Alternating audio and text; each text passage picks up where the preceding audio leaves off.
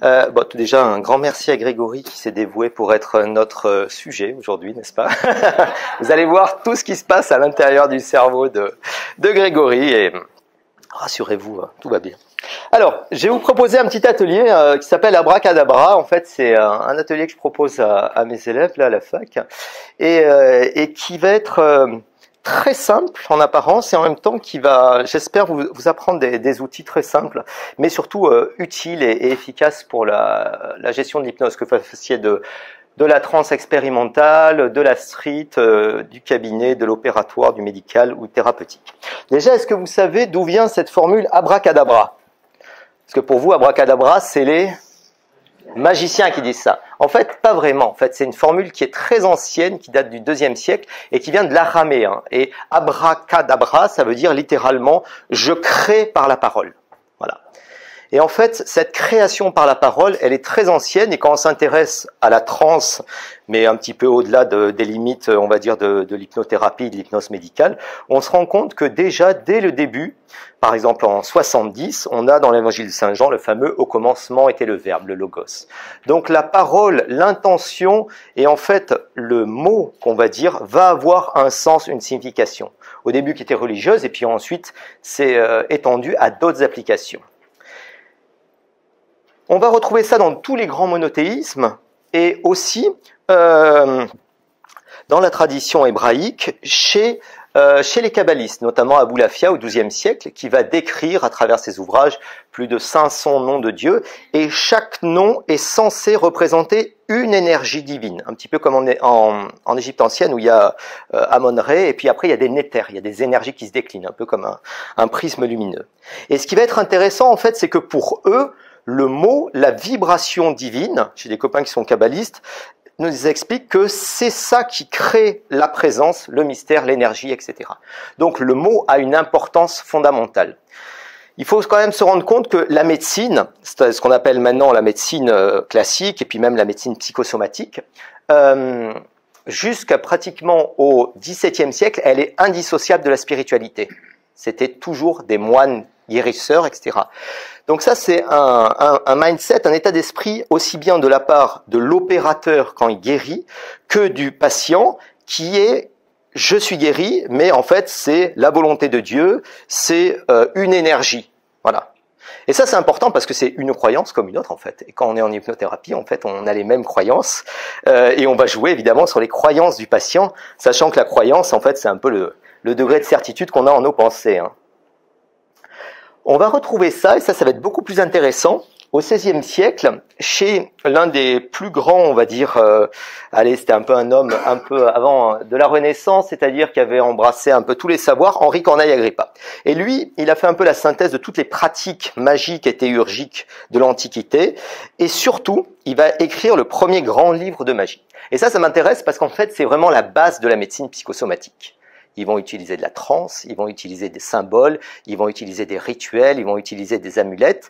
Et en fait, quand il va y avoir l'émergence comme ça de cette médecine, alors pseudo-scientifique, c'est les médecins de Molière, hein. Donc c'était quand même la thérapie de base, c'était la saignée, il n'y avait pas grand-chose. Mais il va y avoir toujours dans la magie populaire, en fait, cette médecine psychosomatique.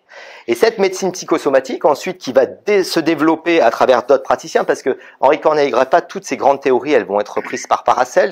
Paracels, c'est l'inventeur du fluide, et le fluide, ça va être repris par Mesmer. Donc, en fait, on va voir qu'il y a une continuité de cette compréhension de la transe et des applications de la transe. Et Henri Corneille Agrippa, il dit qu'il y a des mots de pouvoir, en fait. C'est des mots qui peuvent provoquer des choses sur les patients. C'est le premier, c'est pour ça que c'est intéressant en médecine psychosomatique, à parler de l'imagination. Enfin, c'est pas le premier exactement parce qu'il y avait eu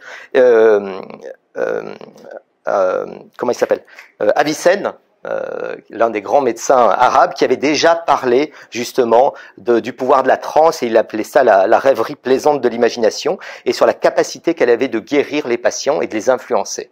Mais là, on va avoir des mots de pouvoir, c'est des mots qui ont la capacité comme ça de pouvoir influencer le patient pour, alors là c'était plutôt des pratiques magiques, mais il y a beaucoup aussi de pratiques médicinales primitives.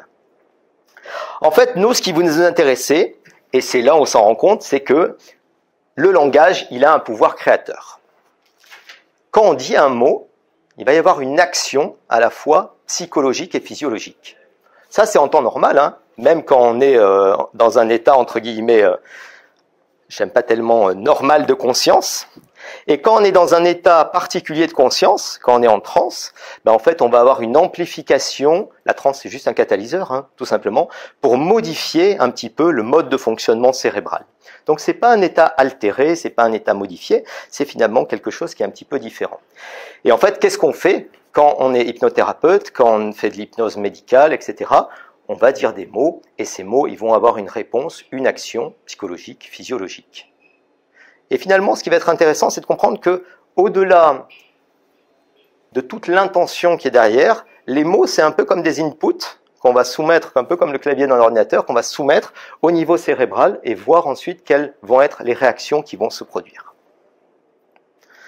Les neurosciences, et notamment ce qu'on appelle la théorie de l'hypofrontalité, ont montré que, en fait, dans le phénomène, dans l'hypnose, il va y avoir grosso modo d'abord une focalisation de l'attention du sujet.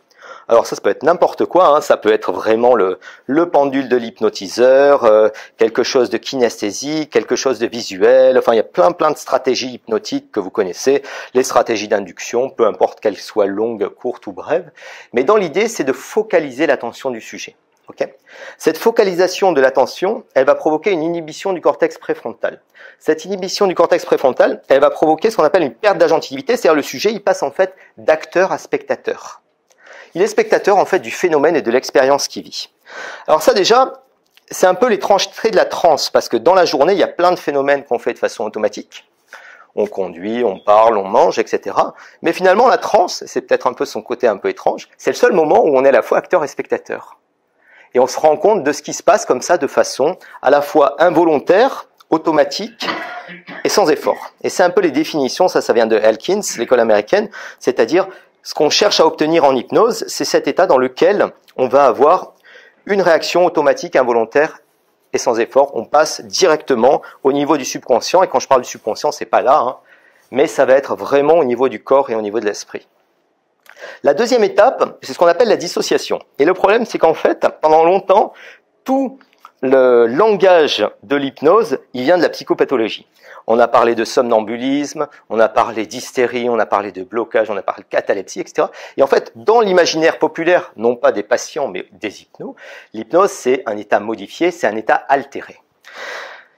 Tous les travaux, moi j'aime beaucoup les travaux de l'équipe italienne à l'heure actuelle, ce qu'on appelle l'école de Franco Granone, qui a été le plus grand le père de l'hypnose italienne, et notamment tous les travaux maintenant de l'équipe italienne de Michelis, mais aussi Facco et compagnie. Ça a été de montrer qu'en fait l'hypnose c'est pas un état altéré de conscience, c'est pas en dessous, mais c'est un état de presque de super conscience, c'est-à-dire en fait c'est un état d'hyperconcentration qui permet de développer des habiletés particulières. Et donc la notion de dissociation, ça n'a rien à voir avec la notion de dissociation qu'on emploie en psychopathologie, notamment en psychotrauma. La dissociation, c'est tout simplement en fait j'enlève une activité, je retire une activité consciente. Par exemple, quand je fais une catalepsie du bras, que ce soit mou, rigide ou peu importe, en fait l'idée c'est plus le conscient qui gouverne, mais c'est l'automatisme, alors on l'appelle ça inconscient, moi j'appelle ça subconscient, on s'en fiche, peu importe, mais qui va gouverner le bras au niveau moteur, au niveau sensitif. Voilà. Donc cette idée de dissociation, c'est j'enlève, je sépare. Ok ? Troisième élément, en fait, on se rend compte qu'à partir du moment où le sujet, alors quand je dis sujet, ça n'a rien de péjoratif, hein, c'est vraiment juste pour faire la distinction en terminologie avec l'opérateur, à partir du moment où le sujet, il a cette dissociation et il a focalisé son attention, on va avoir à ce moment-là ce qu'on appelait avant une hypersuggestibilité, mais maintenant on différencie bien la suggestibilité de l'hypnotisabilité et on va parler de flexibilité cognitive. C'est-à-dire comme le cerveau fonctionne différemment, du coup, tous les inputs et les outputs qui rentrent et qui sortent du cerveau vont être différents. Et c'est comme ça qu'on peut faire des chirurgies sans anesthésie, c'est comme ça qu'on peut faire des changements thérapeutiques, tout simplement en faisant fonctionner le cerveau différemment. Pour mes patients, moi je leur fais hyper simple au niveau du pré-talk, même si c'est une métaphore et même si ça n'a pas de réalité au niveau neuroscientifique, mais je leur dis voilà, la journée vous êtes conscient, ok, puis il y a des moments un peu de décrochage comme ça, quand vous conduisez, toutes les métaphores qu'on peut utiliser, et puis la nuit, vous dormez, vous rêvez. Quand on fait de l'hypnose, on fait un switch cérébral, on active le cerveau du rêve dans la journée. comme le cerveau fonctionne différemment, en fait, dans cet état, et qui est très proche de l'état onirique, parce que l'hypnose profonde, c'est des phénomènes hallucinatoires. Donc, quand on rêve la nuit, on a l'impression que c'est vrai, alors que la journée, quand on fait de l'hypnose avec des bons sujets somnambuliques ou bien entraînés, on obtient ces phénomènes-là. À ce moment-là, on redéveloppe, comme ça, on recrée une réalité intérieure. Et ça, c'est vraiment cette notion de flexibilité cognitive, c'est-à-dire, comme le cerveau fonctionne différemment, tous les processus psychologiques et physiologiques du corps et de l'esprit qui vont sortir de ces réponses-là vont vous permettre de fonctionner différemment. Dans le domaine qui m'intéresse, moi, depuis pas mal d'années, j'allais dire, j'ai les mains dans le cambouis au quotidien, enfin pas dans le cambouis exactement, mais mon truc, c'est vraiment la douleur. Voilà. Et parce que j'y suis confronté, stress, anxiété, douleur, c'est vraiment le gros de mon job en hypnose. Et juste pour vous donner une idée de l'intérêt en fait de ces mots et de leur puissance. Pendant longtemps, on a eu l'image de la douleur, c'est un signal, j'appuie là, on m'enfonce une aiguille, poum, ça monte au cerveau, hop, une lampe rouge qui s'allume et ça fait mal. En fait, on sait que c'est beaucoup plus complexe que ça et tous les travaux de Malzac et compagnie ont montré qu'il y avait ce qu'on appelle une neuromatrice, c'est-à-dire en fait, il y a plein de zones qui vont s'activer et qui créent l'expérience de la douleur. Ce qui veut dire que la douleur, c'est pas un signal, c'est quelque chose qui est vécu comme une expérience et qui implique plein de zones qui vont être des zones évidemment sensitives, motrices, mais en même temps cognitives, etc. Je vous le fais rapide. C'est en fait un peu comme un orchestre symphonique. L'image est de mauvaise qualité, mais vous comprenez. Où il y a plein de groupes d'instruments comme ça. Et en fait, quand on a l'expérience de la douleur, c'est en fait chaque groupe qui joue comme ça de façon dissonante et qui fait que l'impression ressentie, c'est vraiment j'ai mal. Ce qui veut dire que la douleur, c'est une expérience totalement subjective, à la fois ressentie par le patient et en même temps, la douleur, c'est quelque chose qui n'est pas un input, c'est un output. C'est-à-dire le cerveau ensuite va recréer cette expérience-là. Et c'est pour ça que quand on fait du management de la douleur, alors que ce soit dans la douleur procédurale, la douleur aiguë ou surtout la douleur chronique, on va se rendre compte qu'il y a une totale subjectivité. C'est-à-dire des trucs, il n'y a pas de technique plus efficace qu'une autre, des trucs qui marchent très bien avec un patient, fonctionnent pas du tout avec un patient. Mais dans l'idée, et c'est là où je veux en venir, l'exemple de la douleur, c'est un bon exemple, c'est qu'en fait, on va targeter, c'est-à-dire cibler des zones et donner des suggestions. Et en fait, on se rend compte, et ça c'est tous les travaux en neuroimagerie des équipes canadiennes, Rainville et compagnie, et puis en même temps de Spiegel, qui ont montré qu'en fait, une suggestion n'a pas le même effet et n'active pas la même zone au niveau de la neuromatrice de la douleur. Par exemple, si on dit au patient, ok, vous sentez rien du tout, c'est complètement endormi, engourdi, anesthésié, là on va activer la zone sensitive. Ok ? Et donc on veut provoquer une inhibition de cette zone. Si on lui dit, ça vous dérange pas, vous êtes parfaitement calme, vous contrôlez, à ce moment-là, on va être davantage au niveau des zones limbiques, des zones émotionnelles. Et donc, on va targeter, en fait, chaque zone. Et évidemment, le principe, c'est on va jouer le plus large possible. Donc, par exemple, ça, c'est tous les travaux les plus récents, là. C'était la dernière conf de Jensen qu'il avait fait, où il montrait que, par exemple, déjà, la douleur, ce qui est très récent avec l'hypnose, c'est qu'on active les processus bottom-up et top-down. C'est-à-dire, c'est pas que l'interprétation du message au niveau du cerveau, mais c'est aussi, ça agit aussi au niveau top-down. C'est-à-dire au niveau des sensibilités des nerfs et au niveau des capteurs avec la fameuse control gate, etc. Deuxième élément important, c'est que l'hypnose active et agit en termes d'inhibition sur les centres principaux de la neuromatrice. Donc c'est pas une réinterprétation du signal. Non, on a une inhibition complète de la zone. Et en fait, en désactivant comme ça des zones ou en les modifiant, on va avoir finalement une réinterprétation globale de l'expérience douloureuse. Et sachant également qu'il y a vraiment une grande différence en termes de traitement entre la douleur aiguë, c'est-à-dire le patient vient, il a mal, il s'est planté un clou, voilà. La douleur procédurale, il a pas mal, mais on va faire un acte chirurgical ou un acte médical qui va induire une douleur aiguë. Et ensuite, la douleur chronique, le patient, il a mal depuis plus de 3 mois, où il y a eu des récidives, etc. Et là, il y a d'autres facteurs qui entrent en jeu, et les spécialités de traitement vont être très très différentes, et les séances aussi vont être très différentes. Mais pour vous expliquer, quand on agit au niveau du système nerveux périphérique, on va tout simplement suggérer des sensations au niveau du système nerveux périphérique de guérison, de confort. Okay ? Quand on va agir au niveau du système thalamique, on va filtrer ces sensations. On retrouve un peu les 11 procédés d'Erickson hein, sur la lutte contre la douleur. En fait, intuitivement, il avait développé toutes ces... Il n'y a rien de nouveau qui a été inventé, hein, mais par contre, on sait maintenant comment ça fonctionne et comment on peut le targeter. Donc, on diminue l'intensité, on augmente la qualité, on va augmenter la sensation de sécurité. Ça, c'est vachement important parce qu'il y a des facteurs de stress, d'émotion, d'anxiété associés à la douleur qui, évidemment, font un effet boule de neige. Souvent, on donne aux patients, ça vous dérange pas. Ça vous embêtera pas, vous savez que je travaille ici, moi souvent c'est des trucs que je dis aux patients, vous savez que je travaille ici mais ça vous dérange pas, ça vous embête pas, tout sera simple, tranquille, facile. Souvent on lui dit, alors ça c'est plus douleur chronique, qu'est-ce que signifie cette douleur pour vous? Et on parle au corps, on dit je m'adresse plus à toi en tant qu'individu, mais je parle à, moi en fait j'ai une spécificité uniquement, je fais pas d'hypnothérapie générale, je fais que de l'hypnothérapie dentaire. Voilà. Donc les douleurs que j'ai, c'est que de l'orofacial. Donc les névralgies, les agies vasculaires, les machins, etc. Quand c'est de la douleur chronique. Hein. Et à ce moment-là, souvent, je m'adresse à la personne, je dis voilà, je parle plus à Ginette, mais je m'adresse uniquement à cette partie de ton corps. Ok. Depuis quand tu es là? C'est comme une parthérapie en fait. Hein. Depuis quand tu es là? Qu'est-ce que tu veux dire? Qu'est-ce que tu veux faire? Etc. Quel est ton déclencheur? On parle au corps directement. Parler au corps directement, pour avoir des réponses automatiques, évidemment, il faut avoir un niveau d'hypnose qui permet de parler, il faut avoir du somnambulisme en fait. Hein. Voilà.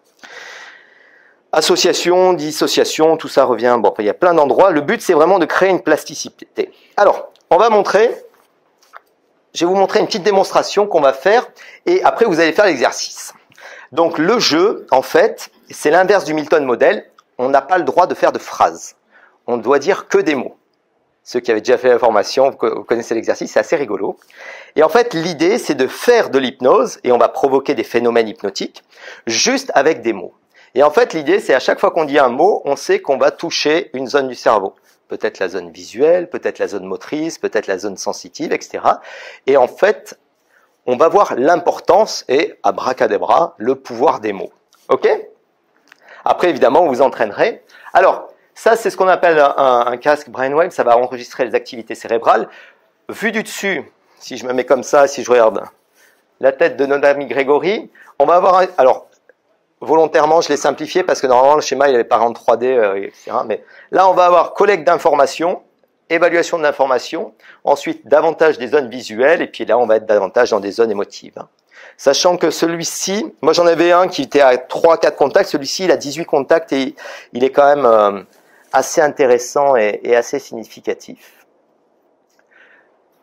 Donc là, par exemple, depuis que notre ami, donc voilà, on le voit super, Grégory nous entend, etc., on voit qu'en fait, il se passe plein de choses au niveau de son cerveau. Ça va analyser de l'information. Au plus on est au niveau du préfrontal, au plus on va se rendre compte que c'est vraiment une zone où il écoute, il juge, il analyse un petit peu ce qui se passe.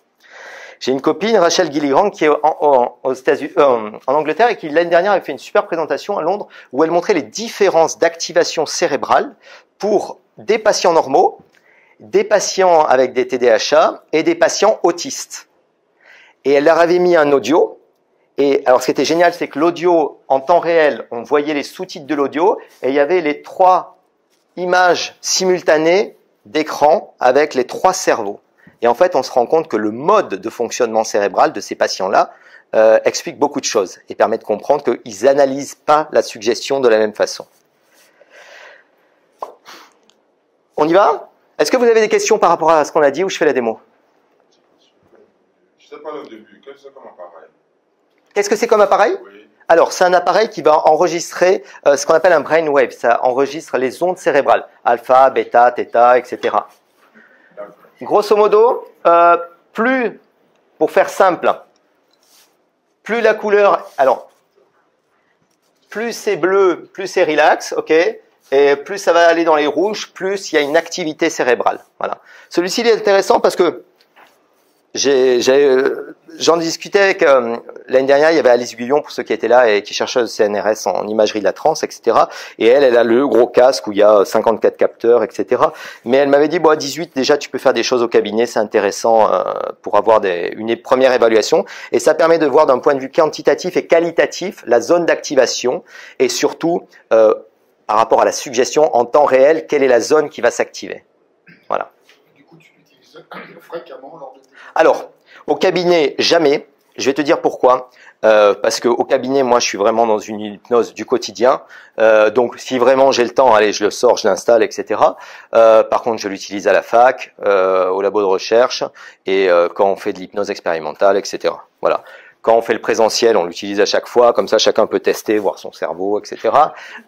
Et puis après, l'idée, tu peux faire des évaluations, mais à mon sens, ça, c'est pseudo-scientifique. Le vrai casque, c'est le casque, tu le vois là, tu sais, avec plein les, genre pilote d'aviateur là, voilà. Mais déjà, c'est intéressant parce que dans le cas de cet atelier, ça permet de voir une mise en pratique et de comprendre comment ça fonctionne. C'est possible de revoir le schéma avec... Bien sûr. De toute façon, je vous envoie le PowerPoint, hein, donc. Tu veux lequel de schéma? Voilà, celui-là. Ah voilà. Donc, en gros, analyse des informations. Ça, c'est au niveau frontal. Et après, visualisation, émotion. Alors, je suis obligé de simplifier comme ça parce que on peut avoir l'image.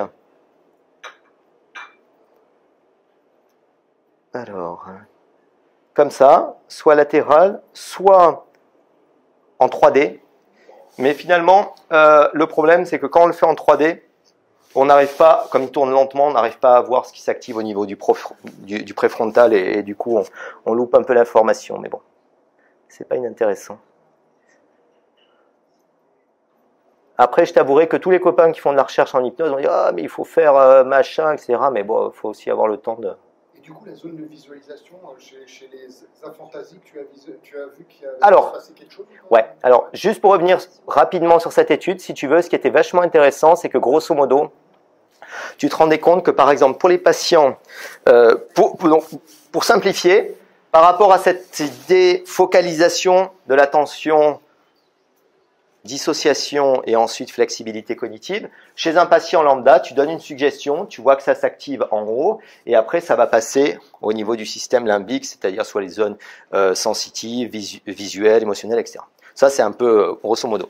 Ce qui se passe pour un patient lambda. Quand tu as un patient qui est autiste, en fait, ce qui est intéressant, c'est que tu n'as pas le filtre préfrontal, et tu vas avoir de suite des zones émotives ou des zones qui s'activent.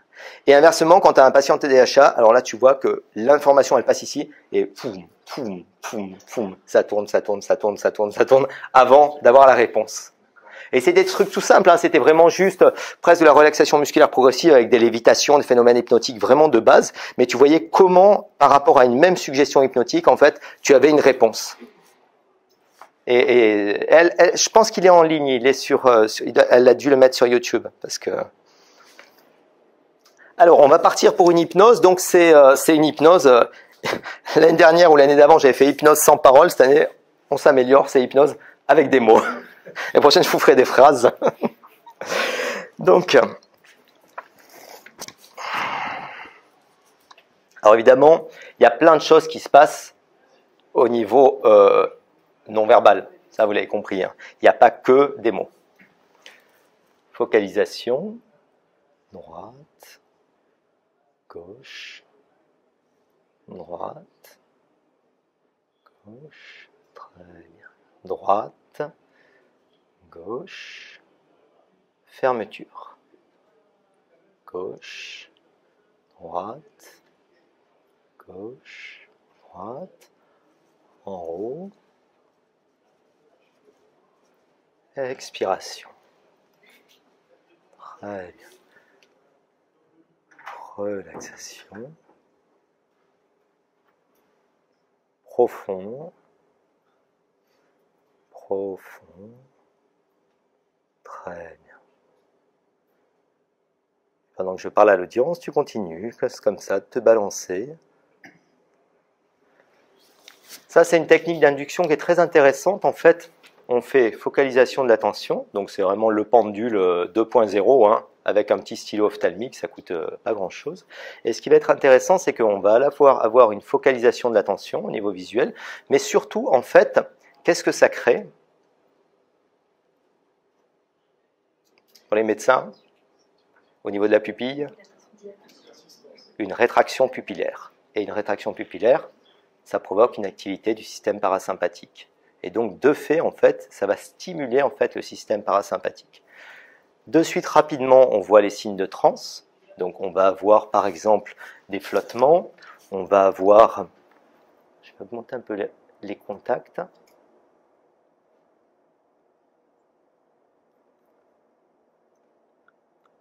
On va avoir des flottements. Et là, on commence à avoir le cerveau qui commence à s'activer un peu plus. Hein.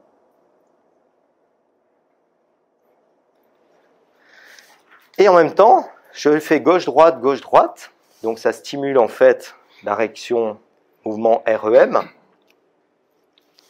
Et la grande théorie de l'EMDR, justement, c'est que c'était ce mouvement MDR qui permettait une reprogrammation. Moi, l'idée que j'en ai, c'est tout simplement, en fait, on a une focalisation de l'attention, et comme ça reproduit un mouvement physiologique et naturel qui se passe dans certains stades du sommeil, à ce moment-là, on va avoir une activation, en fait, de cet état-là.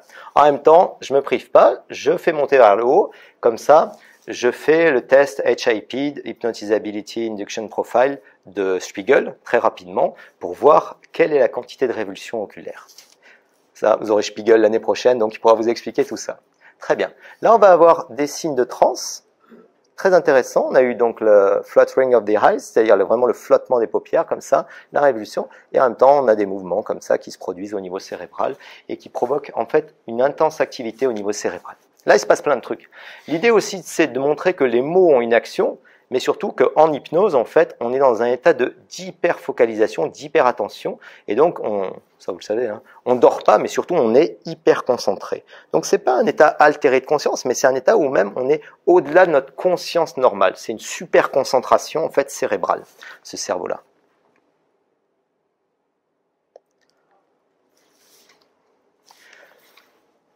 Donc, je reprends.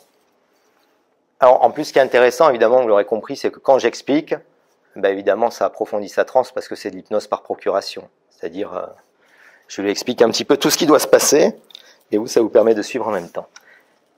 Lourdeur, lourdeur, chaleur, lourdeur, lourdeur, lourdeur, lourdeur, légèreté, légèreté. Légèreté, léger, léger, léger, léger, léger, léger, léger, léger, léger, léger, léger. Très bien. Concentration, rigidité, rigidité, rigidité, rigidité, rigidité, rigidité, intensité. OK? Très bien. Là, j'ai un signaling. Je dis OK, et il répond tout seul de façon automatique. Par rapport au niveau de transe, on en parlait hier, Sean McAlandrew en parlait, il disait que c'est intéressant dans des cas spécifiques qui vont être le contrôle de la douleur, les thérapies qu'on va utiliser, et en même temps, évidemment, l'hypnose de spectacle. Voilà. Ce qui va être intéressant, en fait, c'est de comprendre que le niveau de transe, c'est pas une fin en soi, mais par contre, la fin justifie les moyens. C'est-à-dire, selon ce dont on a besoin de faire, que ce soit du médical, que ce soit de la thérapie, si on veut utiliser tel format thérapeutique, si on veut aller dans de l'hypnoanalgésie, dans de l'hypnoanesthésie, etc., on a besoin d'avoir ce qu'on appelle, alors j'aime pas le terme profondeur de transe, mais je dirais plus intensité de la transe, parce qu'on sait que d'un point de vue neuroscientifique, il n'y a pas une transe hypnotique, mais il y a deux catégories de transe qui ont été bien étudiées et bien investiguées. Et donc, de fait, au plus on intensifie cette transe-là, au plus on intensifie la réponse, au plus on va aller dans des phénomènes hypnotiques de plus en plus intéressants. En même temps, ce que je fais, c'est que je check, c'est-à-dire je lui donne la suggestion, je crée un process, en fait je rentre un mot comme ça au niveau cérébral, et puis ensuite je vais voir la réactivité qu'il a. Okay? Donc la méthode, elle est toujours suggestion directe, et par contre, j'ai une méthode indirecte, c'est-à-dire je donne une suggestion directe et puis après j'attends que le patient processe. Et c'est lui qui me dit quand on a obtenu la rigidité, quand on a obtenu l'insensibilité, etc. Ça, c'est une technique qui vient de l'hypnose opératoire et qui est vraiment très très simple, mais où il y a toujours cette notion de c'est le patient qui est acteur et qui est engagé dans le processus de la transe. Moi, je suis juste là pour le guider et en fait, je donne des suggestions et ensuite je me réajuste. Il y avait Michael Preston, je ne sais pas si vous avez lu, qui avait dit Start working when subconscious is the boss. C'est-à-dire on commence à travailler quand c'est le subconscient qui est le patron. Et je trouve que c'est une très très bonne définition de la transe, parce qu'en fait, en fonction de ce dont on a besoin, au niveau opératoire, au niveau médical, thérapeutique, en fait, on va commencer à travailler quand la réponse qu'on a, elle est automatique, elle est involontaire, et comme je disais, sans effort. Donc maintenant, on va créer d'autres phénomènes hypnotiques. Et par exemple, comme on est limité évidemment par les mots, on ne va pas pouvoir non plus faire de la thérapie, etc. Donc c'est plus un atelier, on va dire, didactique pour comprendre le pouvoir des mots. Rigidité,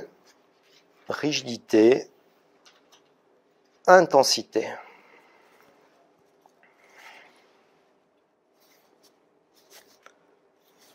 Très bien.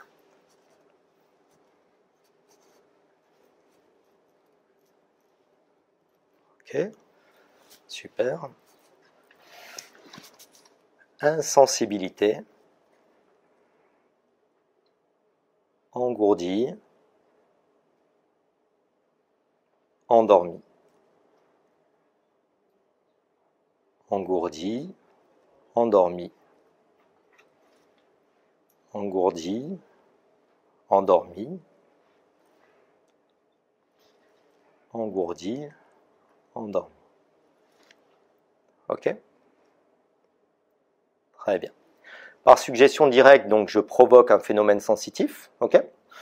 Donc là, soit je peux avoir de l'hypnoanalgésie, une perte partielle de la sensibilité, soit une anesthésie, une perte totale de la sensibilité. Dans la sensibilité, il y a trois composantes, la pression, la température et la douleur.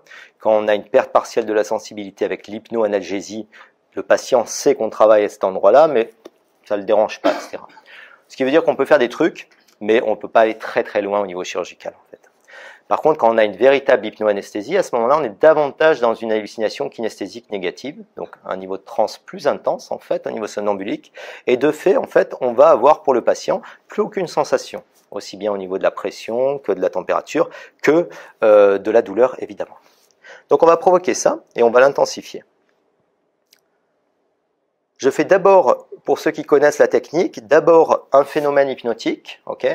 Donc je vais d'abord dans une transe d'activation, transe somnambulique, etc. Et après, je vais aller de l'autre côté, davantage dans une transe léthargique. Voilà.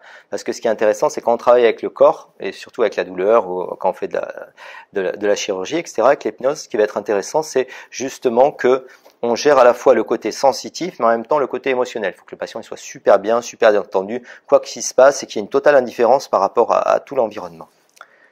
C'est pour ça qu'on va rajouter des éléments qui vont agir davantage sur le ralentissement psychologique et physiologique et sur la diminution de la conscience au niveau du corps et de l'esprit, qui est un peu la définition d'une transe léthargique et d'une transe stuporeuse profonde chez les ericksoniens. Et chez les allemanniens, on appellerait ça coma hypnotique ou état Hesdale, mais c'est la même chose. Les deux sont équivalents. Statut, rigide. Pierre, bois. Donc là, les inputs que je fais, c'est que des sensations, des émotions ou des images, en fait.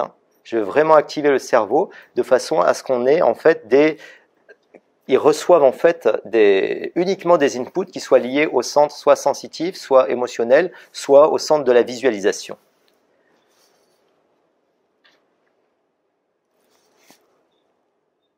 Rigidité. Engourdi. Ok? Très bien. Super. Expiration. Détente. Relaxation.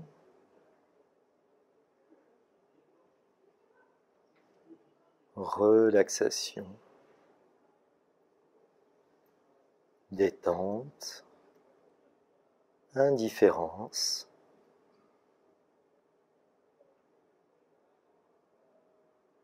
très bien. Donc là, j'évalue aussi en étant avec lui, c'est pour ça que souvent j'aime bien toucher à ce moment-là au niveau de l'épaule, le relâchement du tonus musculaire, etc., au niveau de la nuque, etc., au niveau de l'épaule, et en même temps, je vois la modification au niveau respiratoire, aussi ici au niveau de la carotide, au niveau des signes de transe, en fait, au niveau des pulsations, pour vraiment le descendre. Okay? Si on compte les respirations, là on doit aller vers à peu près, allez, on va dire moins d'une dizaine par minute, et on va tendre vraiment vers ce ralentissement en étant à peu près à 7 respirations par minute. Quand on a l'habitude, on les compte plus, on sent vraiment que le sujet se ralentit et devient vraiment le plus calme et de plus en plus relax. Ensuite, ce qui va être intéressant, c'est que par rapport à ça, on va donner des suggestions au sujet de façon à ce qu'il soit vraiment dans un état, on va dire, d'indifférence, c'est-à-dire, je sais qu'on travaille ici, mais ça me dérange pas. Voilà, je suis cool et je contrôle. C'est ça qui est important, parce qu'en fait, il faut vraiment, dans cette approche du management de la douleur, qu'on ait toujours à la fois ce côté, ok, j'ai le phénomène hypnotique sensitif, mais en même temps, il se passe des trucs, mais ça m'intéresse pas, ça me dérange pas, voilà. Donc là, on va lui donner des suggestions. Rêverie, indifférence. Très bien.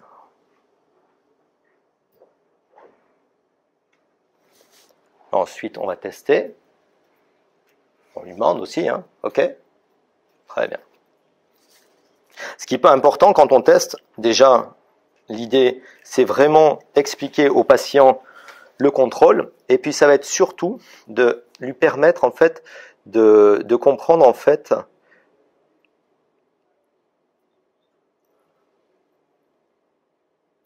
très bien. Relaxation. Ok? Super. Alors, quand on fait des démonstrations comme ça, après vous allez vous entraîner, ok?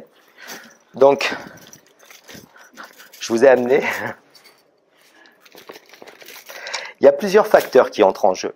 Dans le management de la douleur, il y a à la fois endormi, engourdi, endormi, engourdi. Ok? Il y a à la fois le premier facteur, dans les 3 ingrédients de l'hypnose, il y a à la fois, on active l'imagination. Pourquoi on active l'imagination? Engourdi. Ok? Très bien. Tout simplement, en fait, pour développer la transe. Deuxième ingrédient de l'hypnose, c'est la suggestion. Suggestion verbale ou non verbale, paraverbale, deuxième ingrédient. Donc ça, c'est vraiment le triangle ingrédient de la transe. Et troisième ingrédient, et ça on l'oublie souvent, c'est la croyance. Engourdi, endormi, engourdi, endormi, rigide. Ok. Et la croyance, en fait, il va falloir tout simplement leurrer le cerveau et lui faire croire que, pour qu'il accepte cette croyance-là, je sens rien, j'ai rien, je contrôle parfaitement, que le sujet et que le cerveau acceptent la suggestion. Donc ce qui veut dire que ce triangle en fait hypnotique, si vous faites du mesmérisme par exemple, en fait la suggestion, il n'y en a pas, parce qu'il n'y a c'est que des passes magnétiques. Donc il va falloir intensifier les côtés du triangle si vous voulez avoir la même surface d'activation du triangle. De la même façon, si vous faites davantage de la psychothérapie ou de l'hypnose conversationnelle, à ce moment-là, vous allez être beaucoup plus dans un processus où on va avoir moins le facteur trans, parce qu'on va être dans la transe plus légère. Donc il va falloir beaucoup plus jouer sur les croyances du sujet ou beaucoup plus jouer sur l'aspect de la suggestion. Voilà. Très bien. Là, c'est intéressant parce qu'il y a eu un changement comportemental, il s'est redressé. Très bien. Ok ? Très bien. Constriction, constriction, constriction, contrôle.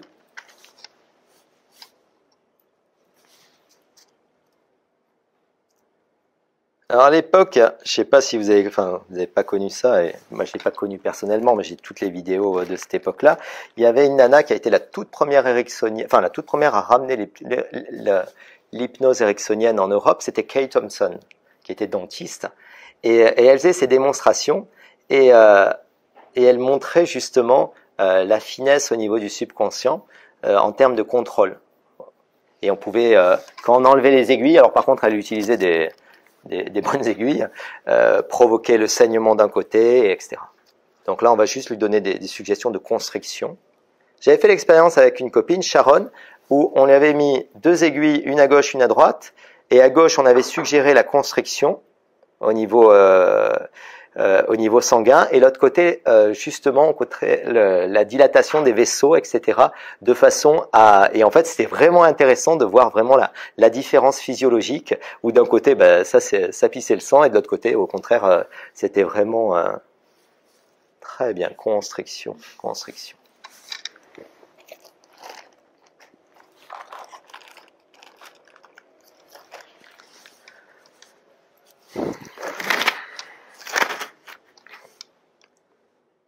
Relâchement,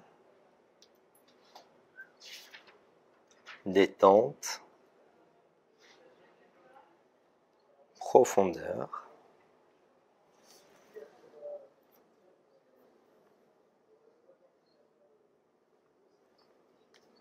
Très bien. Oublie. Confort, détente, relâchement, contrôle, confiance, expérience. Ce qui peut être intéressant quand on fait de l'hypnoanesthésie, de la chirurgie, déjà, moi quand je fais de l'hypnose dentaire, on me dit « Ah c'est super, tu n'utilises plus l'anesthésie », je dis « Ah non, c'est pas ça. Si je voulais plus du tout utiliser l'anesthésie, je m'arracherais les cheveux, tout simplement parce qu'en fait, il y a une sélection et une motivation des patients quand on fait de la chirurgie en hypnose sans anesthésie. Mais par contre, ce qui est important de comprendre, c'est que dans ces chirurgies-là, il va y avoir 2 éléments, l'engagement du patient, la motivation, l'entraînement du patient, la sélection du patient. Okay. Donc, ce qui veut dire que souvent, je vais reporter l'acte chirurgical au bout de 4-5 séances de traitement parce qu'ils vont développer des états d'hypnose qui permettent d'avoir des phénomènes hypnotiques plus intéressants. Parce que si à la première séance, moi je suis pas meilleur que les autres, ce que je veux dire, quand j'ai un patient à la première séance, 10%, 15% il est somnambulique, 50-60% c'est de la transe moyenne, 10-20% de la transe légère, et les derniers qui restent, c'est vraiment compliqué et c'est vraiment que de la relaxologie, quoi. Mais par contre, à la deuxième séance, 3e, 4e, 5e, on sait tout ça quand on fait de l'hypnose, en fait, on va développer, le patient développe des habiletés. Je pense que c'est plus lié à la capacité de lâcher prise, en fait, et d'avoir moins d'inhibition par rapport à ce qu'on fait, parce qu'en fait, ils savent, ok, j'y suis allé, je me laisse guider, et finalement, je vais pouvoir réexpérimenter ça, parce que je sais ce qui se passe, quoi. Mais il y a quand même des facteurs, on va dire, on n'est pas tous égaux, et ces facteurs d'hypnotisabilité, ils ont été bien étudiés, justement, pour comprendre qu'il y a des facteurs à la fois bio, psycho et même environnemental, à la fois génétique, comme gène, à la fois psychologique, le mindset qu'on a un peu par rapport aux expériences de vie, et notamment au lâcher-prise et à la capacité, et en même temps, évidemment, contextuels, c'est-à-dire qui vont être liés à pourquoi on va en transe. Voilà. Et on peut avoir des super sujets d'hypnose, par exemple, mais si le cadre n'est pas le même, ils ont été sur scène quand il y avait le spectacle de Mesmer, machin, et au cabinet, finalement, on se dit, oh, ça va être des super sujets somnambuliques, et en fait, c'est des mauvais sujets. Enfin, c'est pas des mauvais, ils sont pas mauvais, mais moi, je les appelle mauvais parce que finalement, ils font une transe qui est pas top, alors qu'ils ont des capacités de fou. Mais c'est tout simplement parce qu'ils ont une inhibition à ce moment-là par rapport à l'acte. Voilà. Dans un cas comme celui-ci, par exemple, alors évidemment, j'utilise aussi, je dis pas que des mots au cabinet, j'utilise des phrases, des suggestions, je sais à peu près parler. Mais ce qui est intéressant, c'est que quand j'ai ces phénomènes d'hypnoanesthésie, par exemple, ou de perte de sensibilité, là, je pense qu'on commençait à aller dans de l'hypnoanesthésie, donc on aurait pu aller plus loin. À ce moment-là, si j'ai une opération à faire, par exemple, je vais pouvoir le transférer de plein de façons. Soit je dis au patient, voilà, la main, là c'est vraiment la grosse technique classique, elle va venir frotter toute la zone et la zone devient totalement insensible, engourdie, endormie. Vous transférez les mêmes sensations au niveau de cette zone-là, ok? Ou bien je peux le toucher et la zone que je touche devient complètement engourdie, endormie. Et de la même façon, suggestion directe, mais méthode indirecte, je dis, et quand vous êtes sûr que tout est bien engourdi, endormi, vous me le faites savoir, signaling. Ou bien, autre technique qui vient des années 50 d'Aaron Moss, je vais prendre, alors je ne lui fais pas parce que je n'ai pas pris les gants, mais je vais lui dire d'ouvrir la bouche et je vais prendre ce qu'on appelle les corticales, intérieures et extérieures, et je vais presser fortement avec les doigts. Pas lui faire mal, mais juste le presser. Et je vais réinterpréter la sensation en disant, plus la pression s'installe, plus l'engourdissement devient de plus en plus intense. Okay ? On va utiliser des liens pseudologiques et même des liens pseudologiques inversés du style plus l'engourdissement s'installe, plus la pression devient de plus en plus intense. Voilà. Souvent je fais l'inverse, je dis plus vous allez en hypnose, plus vous expirez profondément, plutôt que de dire plus la respiration devient plus calme et plus vous allez en hypnose. Je mets la suggestion au premier. Qu'est-ce qu'on pourrait lui faire? Bon, je pense qu'il a bien travaillé, on va quand même le ramener. Je sais pas ce que tu lui as fait. Ah bah là ça y est, là tu vois, il est dans la forêt. Super. Alors on va le ramener. Inspiration. Énergie. Mouvement. Contrôle. Puissance. Force.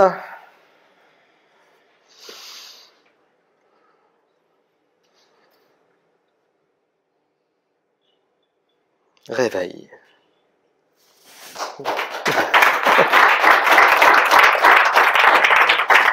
On sait tout ce qui se passe à l'intérieur de toi hein, maintenant. Merci.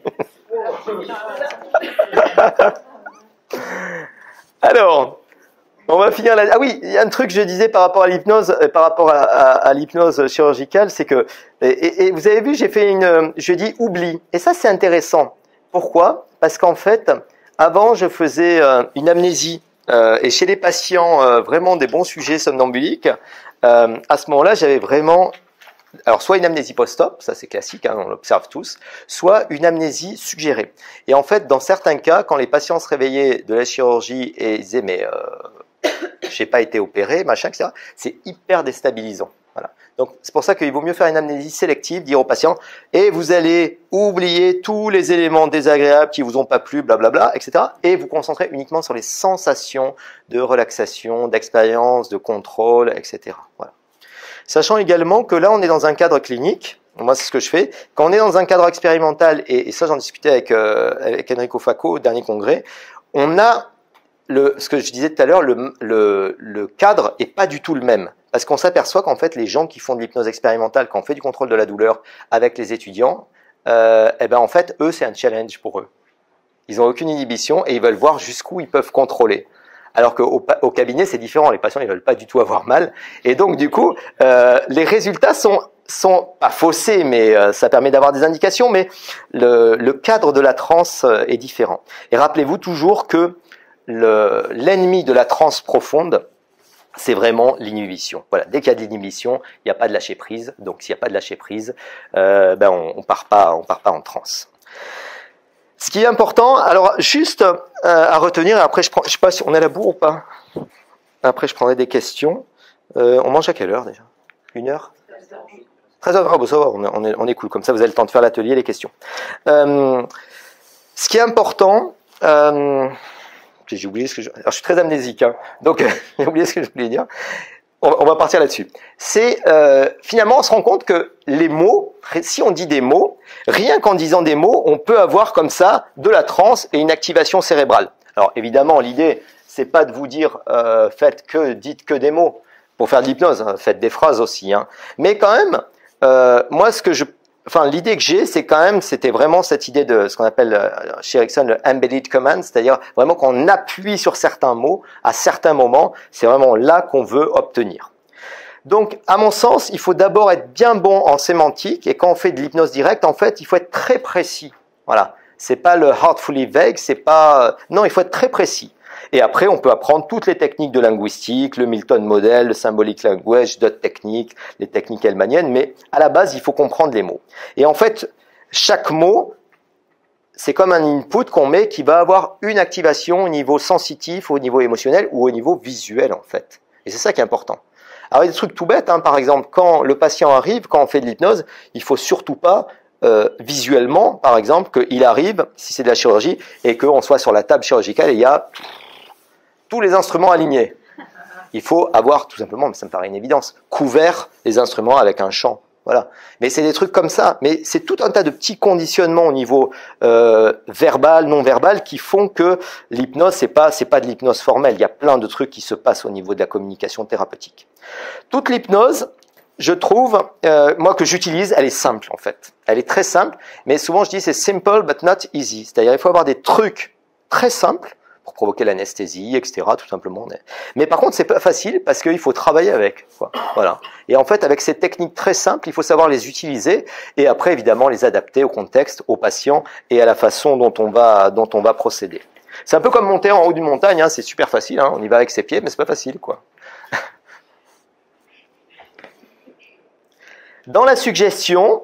Alors moi, je suis dans un cadre principalement opératoire, donc il faut que ça soit simple, rapide et applicable au quotidien. Alors c'est dommage parce que Nasmine, elle devait faire l'atelier hier, et puis bon, elle était en arrêt maladie, elle pouvait pas venir, mais elle vous aurait montré des vidéos d'hypnose en situation d'urgence. C'est-à-dire, elle arrive, le patient, il est tout fracassé, incarcéré dans la voiture, les pompiers vont mettre 1 heure pour le sortir, et elle arrive, et en fait, elle dit, vous avez déjà été hypnotisé? Le patient, il n'a même pas le temps de dire oui ou non, poum, dort. Et en fait, le patient, il est déjà en transe négative, il a déjà fait son induction, il est déjà traumatisé, donc en fait, après, elle fait que des deepeners, que des techniques d'approfondissement, plus gestion de la douleur pour le maintenir dans cet état-là. Voilà. Et en fait, toutes les techniques qu'elle a, c'est vraiment des techniques qui sont hyper simples, et elle m'a dit, mais moi, je me sens pas de faire une présentation, je connais 3 trucs sur la... Et ben, j'ai dit, ben non, mais c'est en fait, il suffit d'avoir 2-3 trucs qui marchent, quoi. Pour retenir, en fait, le principe de la suggestion et des mots qu'on va dire, c'est l'acronyme SPIDER. C'est-à-dire une suggestion, il faut qu'elle soit simple, positive, ok, imagée, directe, émotionnelle, répétée, et qu'elle soit liée à des sensations. Le langage du subconscient, c'est toujours les émotions, les sensations et les images. Après, souvent, il y a une confusion. On me dit souvent, ah, tu fais de l'hypnose directe. Je dis, ben non, pas du tout, en fait. Moi, la suggestion, elle est toujours directe, parce que je veux une réponse automatique du subconscient. Mais le style d'hypnose, pour moi, il est indirect. Parce qu'en fait, je donne la suggestion, et ensuite, le patient, il processe, et il me dit quand c'est bon, quand c'est endormi, quand c'est engourdi, quand on peut commencer l'intervention, quand il sent qu'il n'y a plus d'anxiété, etc. Et donc, c'est un peu, qu'en fait, la différence fondamentale qu'il y a entre les ingrédients, ok, et le style de cuisine. Voilà. Donc, ça c'est un mot que j'aime bien en anglais. Utilisez toujours des juicy words, c'est-à-dire des mots juteux. Alors il n'y a pas de traduction, mais en fait des mots dans lesquels, au niveau du paraverbal, tout simplement, vous êtes congruent. Si vous dites activation, énergie, force, etc., il faut que dans le paraverbal, il y ait évidemment l'intention. Ça c'est évident. Et si vous dites relaxation, détente, etc. Alors là, c'est un truc qui m'intéresse parce que moi j'ai 80% de l'activité, c'est de l'hypnose opératoire, c'est vraiment ce que j'aime. Et après, 20%, c'est hypnose thérapeutique, mais que dentaire, c'est-à-dire stress, anxiété, phobie, un petit peu douleur chronique quand ils sont adressés, malheureusement pas assez souvent, mais bruxisme, sevrage tabagique, etc. Mais c'est que du dentaire, je fais pas et je prends pas de patients pour le reste. Par contre, ça va faire 25 ans que je fais de l'hypnose au quotidien avec les patients, et finalement, quand je fais de l'hypnose opératoire, ben ça c'est classique, hein, c'est intégré dans le temps opératoire du cabinet. Par contre, quand je fais de l'hypnose thérapeutique, c'est toujours des sessions de 1 heure, des fois 2 heures, etc. Moi, je suis plutôt dans des formats helmaniens, donc ça va être de la régression, ça va être des parts thérapie, des trucs comme ça, etc. Mais je m'intéresse toujours finalement, qu'est-ce qui est le plus intéressant, qu'est-ce qui est le plus pertinent? Est-ce qu'il vaut mieux faire de la thérapie juste par suggestion ou rentrer dans ce qu'on appelle des formats thérapeutiques, donc régression, tout ce qui est des formats, on va dire, un peu plus complexes. Alors souvent, et ça on est un peu d'accord, j'en discutais avec Sean Michael et Nicole, on va faire première ou deuxième séance, par exemple, vraiment que de la suggestion directe, etc.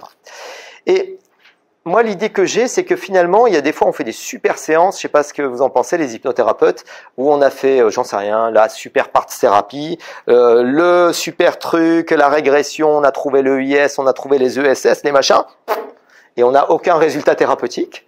Et après, on a fait des séances où on a fait finalement des suggestions simples, positives pour le patient, etc. Et finalement, ça tient. Et moi, je le vois particulièrement dans le cas de la douleur chronique. Voilà. Alors dans le cas de la douleur chronique, il y a un contexte aussi. Le patient, on lui apprend l'auto-hypnose, le machin, etc. Et finalement, quelle est, à votre avis, selon vous, la suggestion la plus puissante?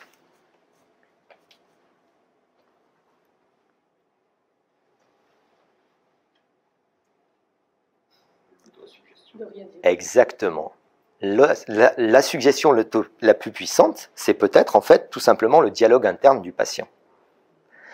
Et on se rend compte en fait que particulièrement quand on a envie, par exemple, je suis fumeur, au moment où je vais prendre, parce qu'en fait arrêt du tabac, c'est facile, difficile c'est de pas reprendre. Au moment où je prends une cigarette, il va y avoir une micro-fraction de seconde où à ce moment-là, ça va être une sensation, une émotion, une image qui va revenir au moment où le patient prend la cigarette, il dit « Ah putain, je m'arrête de fumer ». Et puis, il y a un truc qui monte et il dit « Ah non, ça me stresse, ça me déstresse, ou c'est cool ».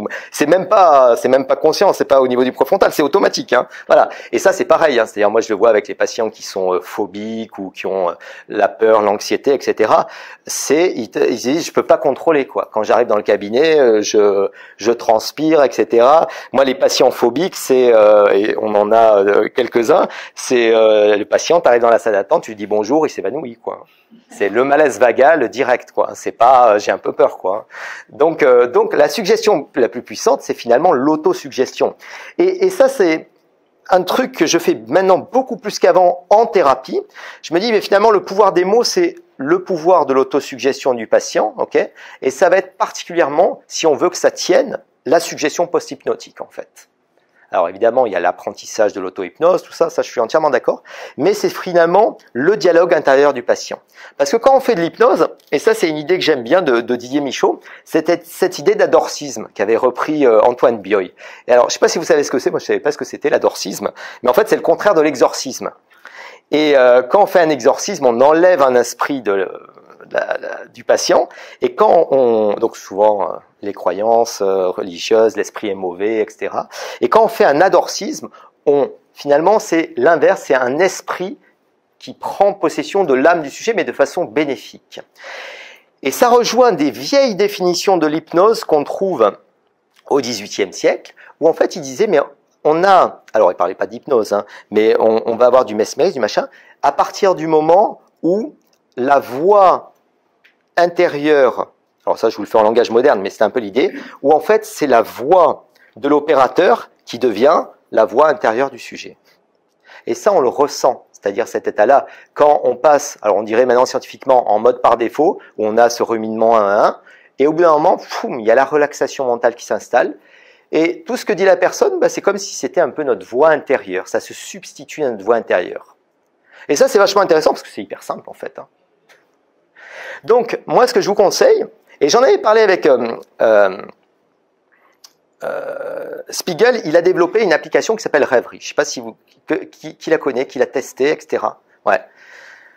Et j'étais halluciné de voir que sur cette application, alors en fait, pour vous la faire courte, en novembre, il y avait le congrès de Londres et Spiegel a fait une intervention, il a dit, voilà, moi je suis un peu déçu parce que je fais de l'hypnose depuis 50 ans, j'ai amené 400 articles pour montrer la validité de l'hypnose dans le domaine du trauma, de la douleur, de machin, etc.